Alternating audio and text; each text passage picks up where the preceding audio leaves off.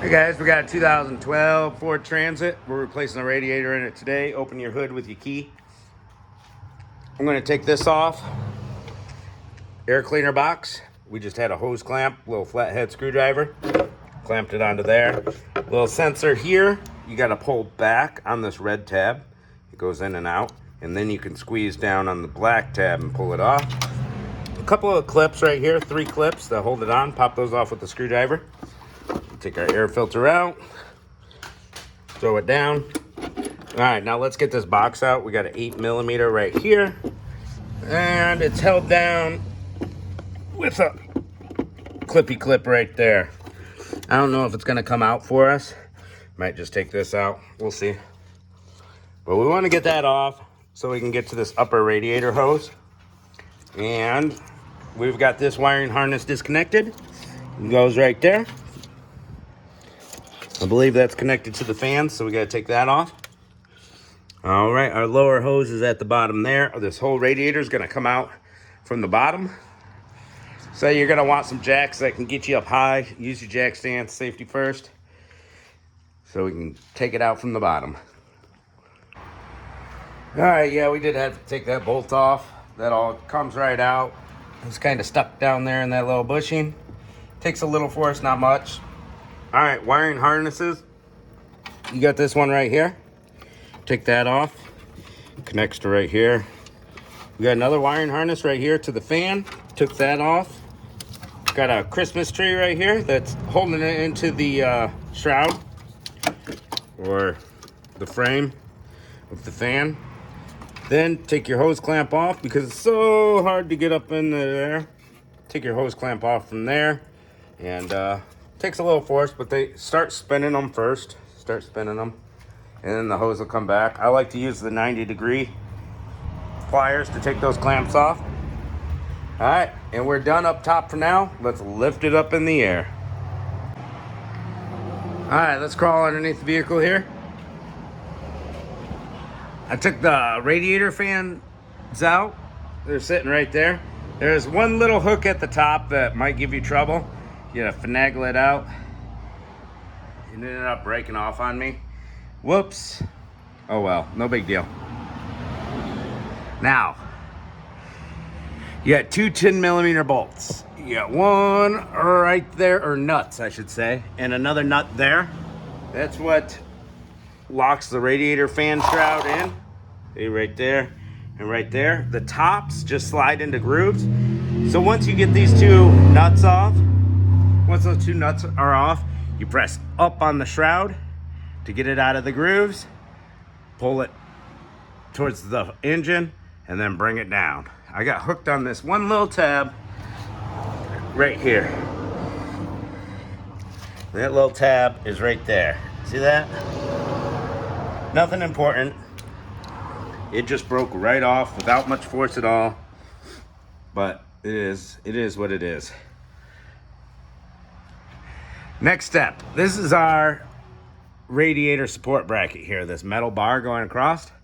You see the radiator fits into it, fits into grooves at the top, so it's smushed in between this, right, with bumpers. So we're gonna take this off. These are just pop clips. You can see the top of them there. So we're gonna pop these out with a screwdriver or a fork. 1, 2, 3, 4. There's no cover here. There's a cover right here, though, we'll have to take off. This one's busted out on the passenger side. So we'll go ahead and get these bolts out and get this cover off so that we can access the bolts on the side here to get the support bracket off. We got 10mm bolts. I took the nut off here from the AC line. Now this line can come off of there. Hard to do while I'm filming with the other hand. Then we'll use a long extender to get that 10mm. We'll get that 10mm. We'll do the same thing to this side. And get our radiator hose off. A lot more accessible on this clamp up here. So I don't know which clamp, but then again, the AC line's in the way here. So I want to take it off from right there, but it's just hard to get pliers or anything in there. So we'll get this radiator hose off too on the bottom. Almost forgot, we got one hose right here to the reservoir. It goes down and connects to the radiator here. Hard to get to. So I'm just gonna disconnect it here and kind of feed it through, let it drop down with the radiator dropping down. And I will show you everything I've done up to this point. Here's our new radiator. Now this is the back side where the condenser clips in. You can see the condenser sits on these two spots and then clips in at the top. So I'll show you what to do once we get back underneath of there. That radiator hose wasn't as bad to take off as I thought it was gonna be. I used a straight long needle nose to compress the spring, pull it back, it came right off easy. All right, we're gonna grab a pry bar or a screwdriver. Come over to this side, I already popped it out a little bit. This is where that condenser for the AC sits in. And we are going to use a screwdriver or a pry bar and pry that condenser. Be careful on your condenser, don't hurt it. Now we gotta pry it over so that the radiator can slip forward around it. Same thing on the other side. So what we're gonna do, see how it slides out that way? What we wanna do is kind of move our radiator towards the driver's side and condenser over to the passenger side so it slips out of these grooves, and then it'll just kind of slide out of the grooves at the top once this isn't holding it in anymore. All right, so get them popped out. And yeah, we had a T30 Torx bit on that little shield, that little cover that was hanging there. There's 2 bolts, and then they fit into these little grooves on the inside. And 10 millimeter bolts there. Got the support bracket off. Yeah. All right, let's get this popped out of the condenser. Got the old radiator out here. This hose did hook around something and I had to reach my hand up there and feed it through. But now that it's out, I'm gonna disconnect these 2 hoses, and I'm not gonna reconnect them to the new radiator until the new radiator is installed. I'm not gonna shove them up in there with it. You can leave the fans on or off. I prefer to take them off, give you more room when you're taking the radiator out. We got these bushings, these bumpers here. We're gonna exchange them over to the new radiator. Same thing with this hardware right here. It just slips right out, locks in there. Also, your drain for your radiators right there if you want to drain it first before you start working.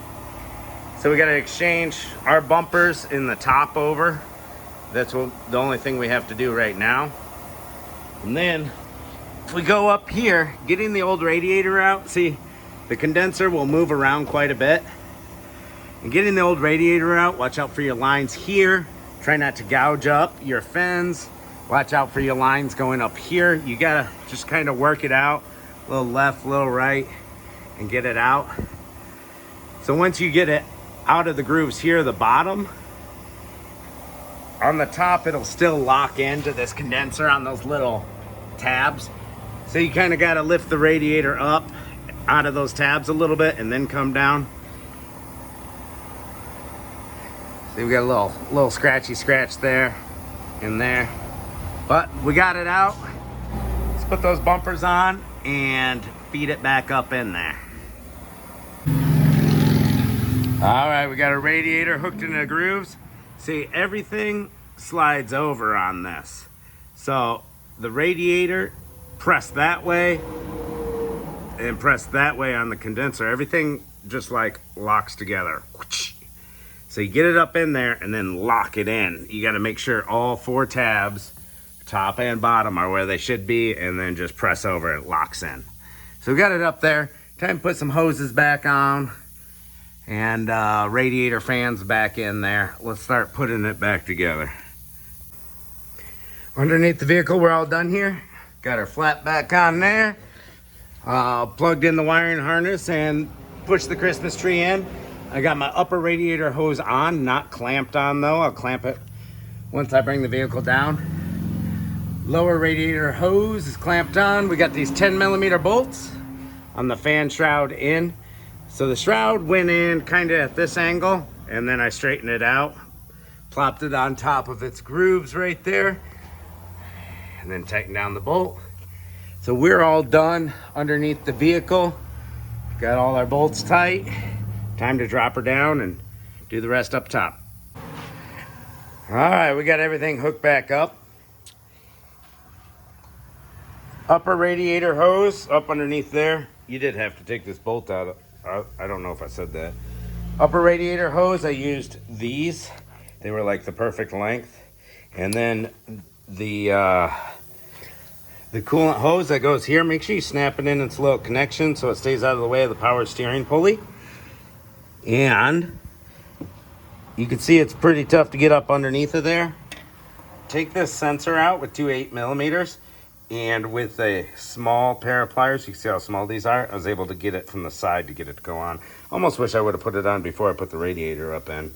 But it wasn't too tough with that sensor out of the way. Without that sensor out of the way, I don't know. You need some real bendy pliers. All right, so everything's hooked up. Sensor clamped down, bolts tight. Radiator, check your bushings, make sure they're going through nicely, and double check everything you did. Make sure your hose is routed right, and fill it all the way up with coolant, and then start the vehicle. It's gonna suck some coolant down. Fill it all the way back up again. Put your cap back on, go take it for a drive. Get it up to temperature, bring it back in, let it cool completely down, and then top it back off. And you should be good to go, but after your next drive, check it again. It will bleed the air out of the system itself with these little hoses, all right? That's all you got to do. All right, guys, thanks for watching. Appreciate y'all. Catch you next time.